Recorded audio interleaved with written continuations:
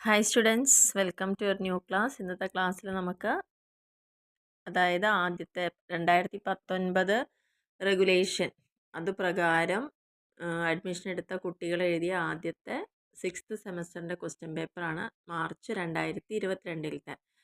അതിൽ വന്ന ക്വസ്റ്റ്യൻസ് ഒന്ന് നോക്കാം. അതിൽ ഫസ്റ്റ് ചോദിച്ചിരിക്കുന്നത് 10 ക്വസ്റ്റ്യൻസ് ആണ്. അറ്റ്ലീസ്റ്റ് 10 ക്വസ്റ്റ്യൻസ് എന്നുള്ളതാണ് പറയുന്നത്. അതിൽ ഓരോ ക്വസ്റ്റിനും 3 മാർക്ക് വീതമാണ്. അപ്പോൾ നമുക്ക് എല്ലാ ക്വസ്റ്റിനും അറ്റൻഡ് ചെയ്യാം. ഓവറോൾ സീലിംഗ് 30 ആണ് വരുന്നത്. അതിലെ ഫസ്റ്റ് ക്വസ്റ്റ്യൻ എന്ന് പറയുന്നത് വാട്ട് ഈസ് കോൺഫ്ലിക്റ്റ്. നമ്മൾ ഈയിടെ ഏറ്റവും ലാസ്റ്റായിട്ട് നോക്കിയ ചാപ്റ്റർ നിന്നാണ് എന്തിനാണ് കോൺഫ്ലിക്റ്റ് എന്ന് പറയുന്നത്. ആൻഡ് രണ്ടാമത്തെ question define group dynamics. Last 2 ഡേയ്സിൽ അപ്ലോഡ് ചെയ്ത വീഡിയോസിൽ കൃത്യമായി ഗ്രൂപ്പ് ഡൈനാമിക്സ് എന്താണെന്നുള്ള കാര്യങ്ങൾ അവിടെ എക്സ്പ്ലെയിൻ ചെയ്തിട്ടുണ്ട്. മൂന്നാമത്തെ ക്വസ്റ്റ്യനിൽ what do you mean by formal group, അതായത് എല്ലാ റൂൾസ് ആൻഡ് റെഗുലേഷൻസ് പാലിച്ചുകൊണ്ട് ഫോം ചെയ്യുന്ന ഗ്രൂപ്പാണ് ഫോർമൽ ഗ്രൂപ്പ് എന്ന് പറയുന്നത്. നാലാമത്തെ ക്വസ്റ്റ്യനിൽ വാട്ട് ആർ ഹൈജീൻ ഫാക്ടേഴ്സ്. നമ്മൾ പഠിച്ചതാണ് തിയറിയിൽ, മോട്ടിവേഷണൽ തിയറിയിലാണ് മോട്ടിവേഷൻ ഫാക്ടേഴ്സും ഹൈജീൻ ഫാക്ടേഴ്സും ഏതൊക്കെയാണെന്നുള്ളത്. ഹൈജീൻ ഫാക്ടേഴ്സ് ഉണ്ടെങ്കിലും അവർക്ക് പ്രത്യേകിച്ച് അതിൻ്റേതായ ഒരു മോട്ടിവേഷൻ അവിടെ കിട്ടുന്നില്ല എന്നുള്ള ഹൈജീൻ ഫാക്ടേഴ്സ്. അഞ്ചാമത്തെ പോയിന്റിൽ what do you mean by group norms. ഒരു ഗ്രൂപ്പ് ഫോം ചെയ്ത് കഴിഞ്ഞാൽ അതിലെ മെമ്പേഴ്സ് പാലിക്കേണ്ടതായിട്ടുള്ള ഏറ്റവും ബേസിക് ആയിട്ടുള്ള ചില റൂൾസ് ആൻഡ് റെഗുലേഷൻസ് ആണ് ഗ്രൂപ്പ് നോംസ് എന്ന് പറയുന്നത്. ഇനി ആറാമത്തെ ക്വസ്റ്റ്യനിൽ പറഞ്ഞിരിക്കുന്നത് ഡിഫൈൻ മോട്ടിവേഷൻ. എന്തിനാണ് മോട്ടിവേഷൻ എന്ന് പറയുന്നത്? നമുക്ക് എന്തെങ്കിലും ഒരു ഗോൾ അച്ചീവ് ചെയ്യുന്നതിന് സ്റ്റിമുലേറ്റ് ചെയ്യുന്ന ഏതൊരു ഘടകവും നമ്മുടെ മോട്ടിവേഷനാണ്. What do you mean by fringe benefits. എന്തിനാണ് ഫ്രിഞ്ച് ബെനിഫിറ്റ്സ് എന്ന് പറയുന്നത്? കമ്പനി ഒരു എംപ്ലോയിക്ക് അവിടെ വർക്ക് ചെയ്യുന്ന സാലറിക്ക് പുറമേ ആയിട്ട് നോൺ ഫിനാൻഷ്യലായിട്ട് കൊടുക്കുന്ന ഫെസിലിറ്റീസിനെയാണ് ഫ്രിഞ്ച് ബെനിഫിറ്റ്സ് എന്ന് പറയുന്നത്. Define organisational behaviour. ഒരു ഓർഗനൈസേഷനിൽ എങ്ങനെയാണ് ഓരോ എംപ്ലോയീസിൻ്റെയും റൂൾസും റെഗുലേഷൻസും അതോറിറ്റിയും പവറും അതേപോലെ തന്നെ എങ്ങനെയാണ് അവരുടെ ബിഹേവിയർ വേണ്ടത് എന്നുള്ളതിനെക്കുറിച്ച് ഡിഫൈൻ ചെയ്യുന്നതാണ് ഓർഗനൈസേഷണൽ ബിഹേവിയർ എന്ന് പറയുന്നത്. What is group cohesiveness. എന്തിനാണ് ഗ്രൂപ്പ് കൊഹസീവ്നെസ് എന്ന് പറഞ്ഞു കഴിഞ്ഞാൽ ഒരു ഗ്രൂപ്പ് ഫോം ചെയ്ത് കഴിഞ്ഞാൽ അതിന് ഉള്ളിലുള്ള നമ്മുടേതായ എല്ലാ ചിന്താഗതികളെയും മറ്റുള്ളവരുമായിട്ട് നമ്മൾ ഇടപെട്ടുകൊണ്ട് അല്ലെങ്കിൽ ചില താല്പര്യങ്ങൾക്ക് വേണ്ടിയിട്ട് നമ്മൾ ചിലതെല്ലാം അവർക്ക് വേണ്ടി അഡ്ജസ്റ്റ് ചെയ്യുന്നൊരവസ്ഥ, കൊഹസീവ് ആവുക അല്ലെങ്കിൽ ഒരു സഹിഷ്ണുത പുലർത്തുക എന്നുള്ളത്. ഒരു നല്ല കാര്യങ്ങൾക്ക് വേണ്ടി നമ്മൾ അഡ്ജസ്റ്റ്മെൻറ്റ് തയ്യാറാവുന്നൊരവസ്ഥ. What is meant by perception. പത്താമത്തെ ക്വസ്റ്റ്യനിൽ പറഞ്ഞത് എന്തിനാണ് പെർസെപ്ഷൻ എന്ന് പറയുന്നത്? ഓരോ വ്യക്തികളും ഒരു കാര്യത്തിനെ എങ്ങനെയാണ് ചുറ്റുമുള്ള തൻ്റെ എൻവയോൺമെൻറ്റ് എങ്ങനെ നോക്കിക്കാണുന്നു എന്നുള്ളതാണ് പെർസെപ്ഷൻ കൊണ്ട് ഉദ്ദേശിക്കുന്നത്. 11ാമത്തെ ക്വസ്റ്റ്യൻ ഡിഫൈൻ ലേണിംഗ്. എന്തിനാണ് ലേണിംഗ് എന്ന് പറയുന്നത്? നമ്മുടെ ക്യാരക്ടറിൽ അല്ലെങ്കിൽ ബിഹേവിയറിൽ കണ്ടിന്യൂസ് ആയിട്ട് നമുക്ക് മാറ്റങ്ങൾ കൊണ്ടുവരുന്ന ഒരു പ്രോസസ്സാണ് ലേണിംഗ് എന്ന് പറയുന്നത്. നമ്മൾ പല സെൻസറി ഓർഗൻസ് ഉപയോഗിച്ചുകൊണ്ടും അതുപോലെ തന്നെ നമ്മുടെ എൻവയോൺമെൻറ്റിൽ നിന്നൊക്കെ ഒരുപാട് കാര്യങ്ങൾ ഇൻബോൺ അല്ലാതെ തന്നെ പഠിച്ചെടുക്കുന്ന വിഷയങ്ങൾ അല്ലേ, അതിനെ തന്നെയാണ്. പക്ഷേ ലേണിങ്ങിൻ്റെ പ്രത്യേകത എന്ന് പറയുമ്പം ഒരിക്കൽ നമ്മൾ ലേൺ ചെയ്ത് കഴിഞ്ഞാൽ പിന്നീട് എന്താണ് ആ ഒരു പുതിയ ചേഞ്ചിനെ നമ്മൾ ഉൾക്കൊള്ളാൻ എപ്പോഴും റെഡി ആയിരിക്കും. പിന്നെ നമ്മൾ പഴയതായി ആവർത്തിച്ചിരുന്ന തെറ്റുകളൊന്നും അവിടെ ഉണ്ടാവുന്നില്ല എന്നുള്ളതാണ് പ്രത്യേകത. What are motivators. എന്തിനാണ് മോട്ടിവേറ്റേഴ്സ് എന്ന് പറയുന്നത്? നമുക്ക് മോട്ടിവേഷൻ പ്രദാനം ചെയ്യുന്ന ഏതൊരു ഫാക്ടേഴ്സിനെയും മോട്ടിവേറ്റേഴ്സ് എന്ന് പറയാം.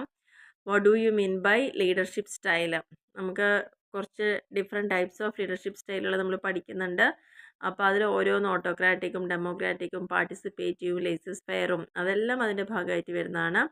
പിന്നെ വാട്ട് ഈസ് സ്ട്രെസ്സ്. എന്തിനാണ് സ്ട്രെസ്സ് എന്ന വേർഡ് കൊണ്ട് ഉദ്ദേശിക്കുന്നത്? നമുക്ക് ആ ഒരു സാഹചര്യവുമായി പൊരുത്തപ്പെടാൻ പറ്റാത്ത നമ്മുടെ മാനസികാവസ്ഥ, അത് തന്നെയാണ് സ്ട്രെസ് എന്ന്. അതാണ് സ്ട്രെസ് ഉണ്ടാക്കുന്നത് നമുക്ക്. What do you mean by role conflict. Conflict different types നമ്മൾ എക്സ്പ്ലെയിൻ ചെയ്തിട്ടുണ്ടായിരുന്നു. അതിൻ്റെ ഗോളിൽ വരുന്ന കോൺഫ്ലിക്റ്റുകളുണ്ട്, റോളിൽ വരുന്ന കോൺഫ്ലിക്റ്റ് ഉണ്ട്. റോളിൽ വരുന്ന കോൺഫ്ലിക്റ്റ് എന്ന് പറയുമ്പോൾ നമുക്ക് ഓരോരുത്തർക്കും എന്ത് റോളാണോ ഒരു ഓർഗനൈസേഷനിൽ ചെയ്യാനുള്ളത് ആ റോളുകൾ കറക്റ്റായിട്ട് അവിടെ മെൻഷൻ ചെയ്യാതിരിക്കുക അല്ലെങ്കിൽ അത് നമുക്ക് മനസ്സിലാവുന്ന രീതിയിൽ ഡിഫൈൻ ചെയ്യാതെ വരുമ്പം അത് ആര് ചെയ്യണം, എപ്പോൾ ചെയ്യണം, എങ്ങനെയാണെന്നൊരു കൺഫ്യൂഷൻ അവിടെ ഉണ്ടാകുന്നു. അപ്പോൾ ആ റോളിൻ്റെ ബേസിൽ നമ്മൾ ഉണ്ടാകുന്നൊരു കോൺഫ്ലിക്റ്റാണ് റോൾ കോൺഫ്ലിക്റ്റ് എന്ന് പറയുന്നത്. ഇനി നെക്സ്റ്റ് ക്വസ്റ്റ്യൻ എന്ന് പറയുന്നത്, അപ്പോൾ ഇത്രയാണ് ആദ്യത്തെ പാർട്ടിൽ വരുന്നത്. അപ്പോൾ ഇവിടെ മാക്സിമം സീലിംഗ് എന്ന് പറയുന്നത് 30 ആണ്. ഇനി നെക്സ്റ്റിൽ പറഞ്ഞിരിക്കുന്നത് ഇവിടെ 5 ക്വസ്റ്റ്യൻസ്, മിനിമം 5 ക്വസ്റ്റ്യൻസ് എങ്കിലും നിങ്ങൾക്ക് അറ്റൻഡ് ചെയ്യണം. 8 ക്വസ്റ്റ്യൻ നിങ്ങൾക്ക് തന്നിട്ടുണ്ട്, അതിൽ മിനിമം 5 എങ്കിലും എന്നുള്ളതാണ് പറയുന്നത്. എല്ലാ ക്വസ്റ്റ്യൻസും നിങ്ങൾക്ക് അറ്റൻഡ് ചെയ്യാം, എന്നാലും മാക്സിമം നമുക്ക് കിട്ടുന്ന ഒരു സീലിംഗ് എന്ന് മാർക്ക് എന്ന് പറയുന്നത് 30 മാർക്സ് ആണ്. നെക്സ്റ്റ് 16ാമത്തെ ക്വസ്റ്റ്യനിൽ പറഞ്ഞ explain the need or significance of organisational behaviour. അതായത് ഫസ്റ്റ് ചാപ്റ്റർ എന്നാണ് റിപ്പീറ്റ് ചെയ്തിരിക്കുന്നത്. അവിടെ 2 മാർക്കിന് ചോദിച്ചു എന്താണ് ഓർഗനൈസേഷണൽ ബിഹേവിയർ എന്ന് ചോദിച്ചു. അതിൻ്റെ ഇമ്പോർട്ടൻസ് അല്ലെങ്കിൽ അതിൻ്റെ നീഡ് അല്ലെങ്കിൽ സിഗ്നിഫിക്കൻസിനെ എക്സ്പ്ലെയിൻ ചെയ്യാൻ പറയുന്നുണ്ട്. അപ്പോൾ അത് വളരെ ഇമ്പോർട്ടൻ്റ് ആണെന്ന് മനസ്സിലാക്കുക. 17ാമത്തെ ക്വസ്റ്റ്യനിൽ പറയുന്ന what are the various qualities required by a leader in order to be successful. അതായത് അവിടെ നമുക്ക് ഒരു ലീഡർക്ക് വേണ്ടതായിട്ടുള്ള ക്വാളിറ്റീസ് എന്തൊക്കെയാണ്, പേഴ്സണൽ ക്വാളിറ്റീസും അല്ലെങ്കിൽ ഒരു ഓർഗനൈസേഷനിൽ വേണ്ട ക്വാളിറ്റീസും മാനേജറിയൽ ക്വാളിറ്റീസൊക്കെ എന്തൊക്കെയാണെന്നുള്ളത് അവിടെ മെൻഷൻ ചെയ്യാൻ പറഞ്ഞിരിക്കണം. അടുത്തത് what are the various factors affecting perception. അപ്പോൾ നിങ്ങൾ 2 മാർക്കിൽ ചോദിച്ചിട്ടുണ്ട് എന്താണ് പെർസെപ്ഷൻ എന്ന് ചോദിച്ചു. അതിനെ അഫക്റ്റ് ചെയ്യുന്ന ഫാക്ടേഴ്സ് ഏതൊക്കെയാണെന്നുള്ളത് പറയുന്നുണ്ട്. നെക്സ്റ്റ് 19ാമത്തെ ക്വസ്റ്റ്യനിൽ പറയുന്ന സോഷ്യൽ ലേണിംഗ് തിയറി. അതായത് അവിടെ കുറച്ച് തിയറീസിനെ കുറിച്ച് പറയുന്നുണ്ട്, മോട്ടിവേഷൻ തിയറി, ബിഹേവിയറൽ തിയറീസൊക്കെ. അതിൻ്റെ ഭാഗമായിട്ട് വരുന്നതാണ് സോഷ്യൽ ലേണിംഗ് തിയറി എന്ന് പറയുന്ന ഒരു സൊസൈറ്റിയിൽ നിന്ന് നമ്മൾ പഠിക്കുന്ന കുറേ കാര്യങ്ങൾ. Next briefly explain the various styles of leadership adopted by different leaders. ഇതേ ക്വസ്റ്റ്യൻ തന്നെ 2 മാർക്കിന് ചോദിച്ചു. ലീഡർഷിപ്പ് സ്റ്റൈലുകൾ ഏതൊക്കെയാണ്, അത് ഓരോന്നിനെയും ബ്രീഫായിട്ട് എക്സ്പ്ലെയിൻ ചെയ്യാൻ പറയുന്നുണ്ട്. ഓട്ടോക്രാറ്റിക്കും ഡെമോക്രാറ്റിക്കും ലെസിസ്ഫെയറും പാർട്ടിസിപ്പേറ്റീവും പറ്റാണലിസ്റ്റിക്കും അത് ആ ഒരു ഓരോന്നും എന്താണെന്നുള്ളത് അവിടെ കൃത്യമായിട്ട് മെൻഷൻ ചെയ്യാം. ആൻഡ് 22ാമത്തെ ക്വസ്റ്റ്യനിൽ പറയുന്നത് ഡിഫൈൻ പേഴ്സണാലിറ്റി. എന്തിനാണ് ഒരാളുടെ വ്യക്തിത്വം എന്നുകൊണ്ട് ഉദ്ദേശിക്കുന്നത്, അതിനെന്തൊക്കെ ഫീച്ചേഴ്സ് ഉണ്ടായിരിക്കും. Next what are the steps involve in the learning process. അവിടെ നമുക്ക് എന്തിനാണ് ലേണിംഗ് എന്ന് പറയുന്നത് ചോദിച്ചു. അതിന് ലേണിംഗ് പ്രോസസ്സ് ഇവിടെ എന്താണെന്നുള്ളത് ചോദിച്ചിട്ടുണ്ട്. അപ്പോൾ ഈ ഒരു പാറ്റേൺ നമ്മൾ ശ്രദ്ധിക്കുകയാണെങ്കിൽ നിങ്ങൾക്ക് തോന്നുന്നത് ഫസ്റ്റ് 2 മാർക്കിന് ചോദിച്ച അതേ ക്വസ്റ്റ്യൻ്റെ ഒരു റിപ്പീറ്റേഷൻ തന്നെയാണ് നമുക്ക് നെക്സ്റ്റ് സെക്ഷൻ ബിയിലും കാണാൻ ഇട വന്നിരിക്കുന്നത്.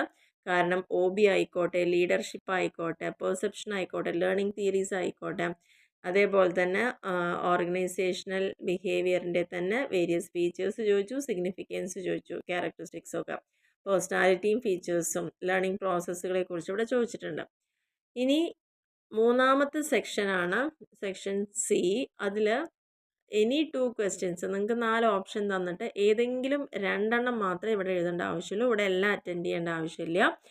ആദ്യത്തെ 2 സെക്ഷനിൽ മാത്രം നിങ്ങൾക്ക് പറഞ്ഞ എണ്ണമോ അല്ലെങ്കിൽ എല്ലാമോ അറ്റൻഡ് ചെയ്യാം, പക്ഷേ മാക്സിമം ഇത്ര മാർക്കാണ് കിട്ടുള്ളൂ. പക്ഷേ ലാസ്റ്റ് സെക്ഷനിലേക്ക് വരുമ്പോൾ നിങ്ങൾ നിർബന്ധമായിട്ടും ഏതെങ്കിലും 2 എഴുതാവുള്ളൂ. എഴുതി കഴിഞ്ഞാൽ അതിൽ കിട്ടുന്ന മാർക്ക് അതിൽ ആഡ് ചെയ്യുള്ളൂ. അപ്പോൾ ഫസ്റ്റ് എഴുതുന്ന 2 ക്വസ്റ്റ്യൻ തന്നെയാണ് അവർ വാല്യൂ ചെയ്യുള്ളൂ. Next 24th question explain Maslow's need hierarchy theory merits criticism. വളരെ ഈസി ആയിട്ടൊരു ക്വസ്റ്റ്യൻ തന്നെയാണ്. മാസ്ലോൻ്റെ നീഡ് ഹൈറാർക്കി തിയറി, അതിൽ ആ ഡിഫറെൻറ്റ് ഫിസിയോളജിക്കൽ നീഡ്, അതേപോലെ തന്നെ safety, security need, self esteem, actualization, അതെല്ലാം ആ ഓരോ പിരമിഡ് വരച്ച് ജസ്റ്റ് അതൊന്ന് മാർക്ക് ചെയ്ത് ഓരോന്നിനെയും എക്സ്പ്ലെയിൻ ചെയ്ത് അതിൻ്റെ മെറിറ്റും ഡിമെറിറ്റും എഴുതാൻ പറഞ്ഞിട്ടുണ്ട്. നെക്സ്റ്റ് 25ാമത്തെ ക്വസ്റ്റ്യനിൽ പറഞ്ഞിരിക്കുന്നത് explain the relationship of organisational behaviour with various related disciplines. OB ഏതൊക്കെ മേഖലയിൽ യൂസ് ചെയ്യുന്നുണ്ട്, അവ തമ്മിൽ റിലേഷൻഷിപ്പ് എങ്ങനെയാണെന്നുള്ളത്. അപ്പോൾ ആ ഒരു ഫസ്റ്റ് ചാപ്റ്ററിൽ തന്നെ ധാരാളം ക്വസ്റ്റ്യൻ അവിടെ വന്നിട്ടുണ്ട്. 26ാമത്തെ ക്വസ്റ്റ്യനിൽ പറയുന്ന explain the various courses of organisational stress. എന്തൊക്കെയാണ് ഓർഗനൈസേഷൻ സ്ട്രെസ് ഉണ്ടാവാനുള്ള കോസ്. ജോബ് സ്ട്രെസ് ഉണ്ട്, ഓർഗനൈസേഷൻ സ്ട്രെസ് ഉണ്ട് അല്ലേ. അപ്പോൾ അത് എന്താണ് ഓർഗനൈസേഷൻ സ്ട്രെസ് എന്ന് ആദ്യം എഴുതാം. അതേപോലെ അതുണ്ടാവാനുള്ള റീസൺസും പിന്നെ അതിൻ്റെ കോൺസിക്വൻസസ്. ഒരു വർക്ക് സ്ട്രെസ് ഉണ്ടാവുമ്പോൾ എന്തൊക്കെയാണ് അതിൻ്റെ പരിണിത ഫലങ്ങൾ, പ്രത്യാഘാതങ്ങൾ എന്തൊക്കെയാണെന്നുള്ളത്, അതായത് മെൻ്റലി ഫിസിക്കലി ഒക്കെ അയാൾക്ക് ഉണ്ടാകുന്ന ക്യാരക്ടറിലും ബിഹേവിയറിലും വരുന്ന ചേഞ്ചസും ഹെൽത്ത് ഇഷ്യൂസും ഒക്കെ അതിൻ്റെ ഭാഗമായിട്ട് നമുക്കവിടെ പറയാൻ പറ്റുന്ന കാര്യങ്ങളാണ്.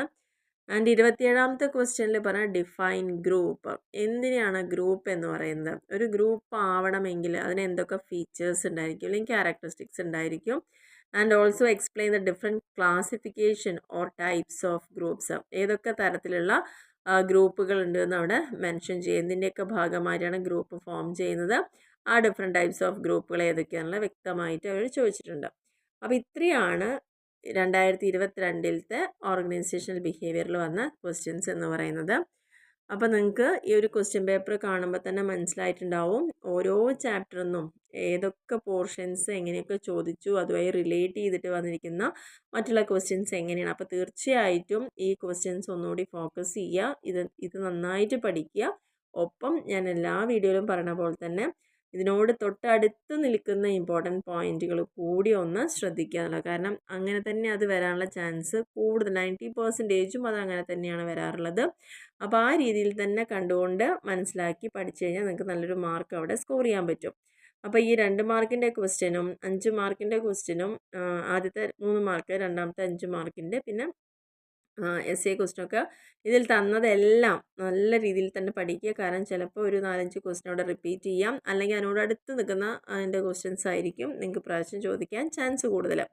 അപ്പോൾ എന്തായാലും എല്ലാവരും ഇത് കംപ്ലീറ്റ് ആയിട്ട് പഠിക്കുക. അതിൻ്റെ വീഡിയോസ് എല്ലാം സെപ്പറേറ്റ് ചെയ്തിട്ടുണ്ട്. ചാപ്റ്റർ വൈസ് തന്നെ നിങ്ങൾക്ക് സെലക്ട് ചെയ്യാൻ എളുപ്പത്തിന് ചെയ്തിട്ടുണ്ട്. അപ്പോൾ ഏതെങ്കിലും ടേംസോ കാര്യങ്ങളോ അറിയുന്നില്ലെങ്കിൽ ആ വീഡിയോസ് ഒന്നുകൂടി പോയിട്ട് കണ്ട് കാര്യങ്ങൾ മനസ്സിലാക്കുക എന്നുള്ളതാണ് ഇവിടെ ചെയ്യാനുള്ളത്. അപ്പോൾ എല്ലാവർക്കും ക്ലിയർ ആയെന്ന് വിചാരിക്കുന്നു. Okay, thank you.